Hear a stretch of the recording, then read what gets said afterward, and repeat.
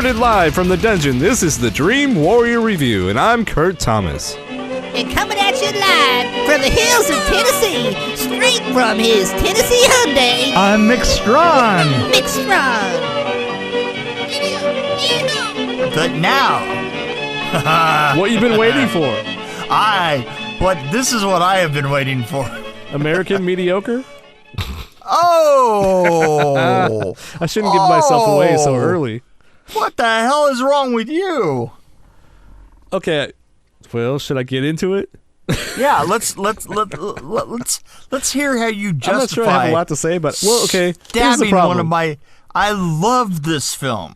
Here's the problem. I watched this movie after I watched, not shortly after we watched the other show, Tales from the Loop. And Really? I have no idea what the hell American Ultra is about because I forgot it. It was forgetful, I guess is what I'm trying to say. It was very I don't even know. And Really? I don't like Kristen Stewart that much. She's kind of bland, and Eisenberg just comes across like a all the time. So I don't know. I can't really connect with him. And I hated the Topher Grace character. That was just way over the top, stupid and lame. And I don't know if they were going for that, but that's where it landed for me. Wow, I did love the violence and some of the effects. I like some of the stuff they did, like the very violent things that happened. I enjoyed. I'm absolutely. All the way from the production design. Well, to it was a pretty film, but I don't know about the acting and the story. Oh, I love the act. I loved all of it because it was so just kind of, hey, it was like a bunch of guys got together and said, hey, let's put on a film, and if there's any break in the dialogue, we'll shoot at each other. Well, I liked Anna and the Apocalypse a lot more. Really, because Anna and the Apocalypse, not my. You know what? I would rather burst out into gunfire than song any day. I think part of it is I would have liked it more if Dan Aykroyd was playing the Topher Grace character. Okay, now that's just insulting. I wrote that he was horrible in all caps. So I guess I didn't like it. I guess you didn't. No, I just said Kristen Stewart always seems like she's bored, and I just don't really think she's attractive, and really is it's like that movie Underwater that she was in. I was like, okay, well, yeah. but it's not about her. It was about the two of them pinging off of each other. You know, it was about the more experienced agent coming in and trying to save their bacon. But this had no story, really. I mean, I don't know how you... Right, it was all over the place. It had 83 producers. Look on IMDb. It had 80... Wait, hold on. Not 83. 18. Close enough. 18 producers. I think there were too many producers involved. I'm getting a feeling that you didn't like this film all that much. The violence was awesome. Didn't you like the drug dealer's house? You know, with the dank colors and all production that? design, yes, okay. Yeah, but wait a minute. But then the production design gets shredded by M16s and 50 cals. How much better? I think this is a trailer worthy movie for me. It's like, watch the trailer. Don't worry about the movie. You know, Max von Cleven. I remember when I was shooting with him on Runaway Train. He would always get up and he would say, "This one's for the trailer, boys." And and being as we were doing second unit, is all we were doing was explosions and crashes and shit like that. So. So that's what I have to say to this. This one's for the trailer, boys. Yeah, so watch the trailer and don't waste your time. That's my opinion, but at the same time... Yeah, but just stick around for the hour-and-a-half trailer and you get to see the whole movie. That's what I'm saying. Yeah, I'm looking at the cast, though. I mean, come on. John Leguizamo, that was a... That's my reaction. He was great. I don't understand why you don't love this film. Maybe I need to watch it again because I don't remember anything about it. You know what? Wait a minute. Here's what I want. I want you to see at least part of this film again, and then come back next time that we recording, and I want you to apologize to me. Okay. Yeah. I'll see what I can do. Yeah. I don't know. Yeah. Well, I think for me, a good movie will sit with me for a while. Like, okay, yeah, I really liked it, and I still like it. I mean, I can think back to Ant and the Apocalypse, and that's been months, and I still like that. I want to watch it again. This one, I have no idea what it was, and I don't really want to watch it again.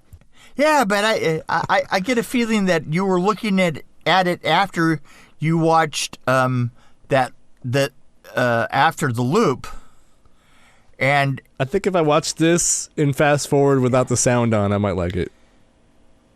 Well, I always recommend watching a film in fast forward. Fast forward. Yeah, absolutely. Right. You know what? The thing is this, I tell you, most action films in particular, I like to go with a one. What you do is you very carefully, you moved up at the very beginning of the film from normal to 140%. And once you get to 140%, that's just top it off there. Now, professionals like me, I can get up to 2.2. Isn't this like your attention span, though? Is that what's coming into play here? Much closer to my attention span, yes. So I think maybe that's what people are doing to our show sometimes. Well, I'm all for it. Or watching our show with another show at the same time. There you go. Well, I suggest watching porn with our show. Yeah. So that's just me. That's a good combination. It's called Porn Chub.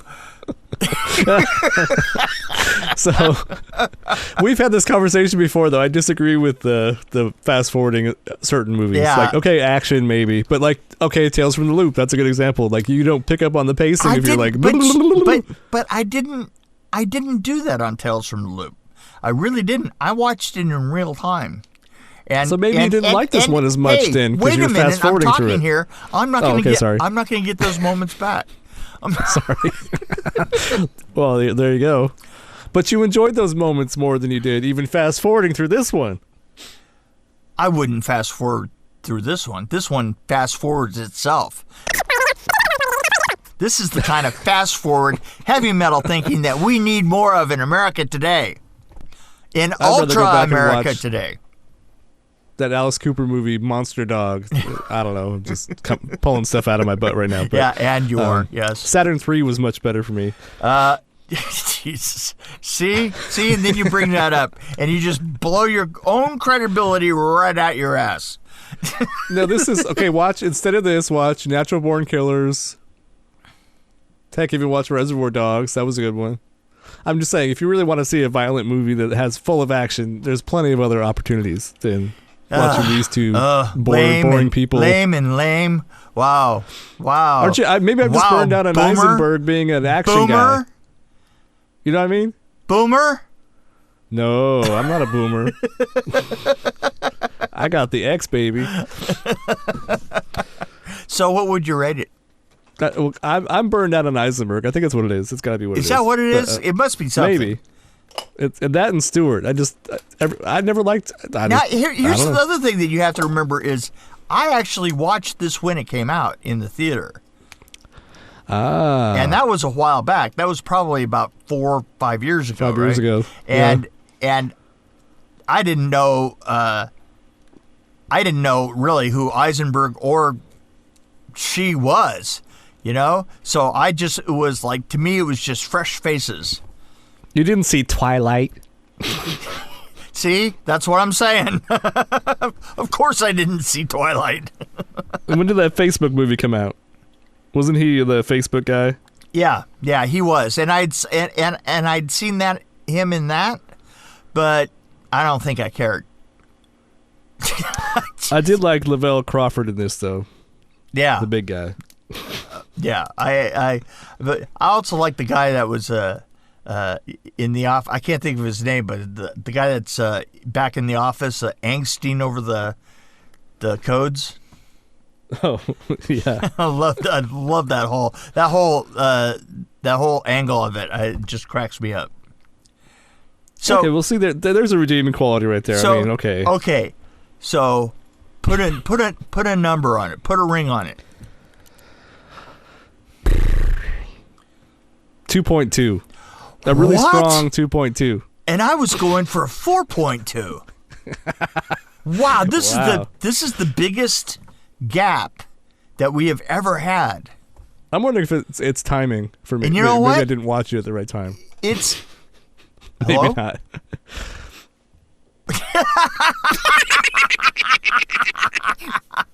Well, there's just one thing I have to say to this is my computer died, and that's it.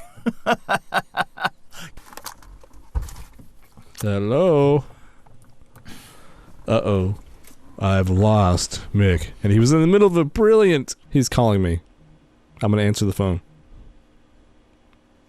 Yes? Guess what died? We can wrap it up. I have you on the phone.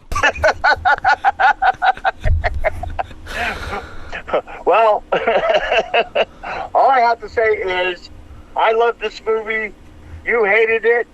It's just another meeting of Siskel and Ebert. So I guess we're done.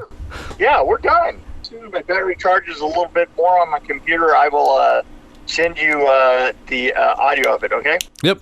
Actually, I kind of like this version because I'm holding up the phone to the microphone right now. And Oh. all right, I'll talk to you later. Bye.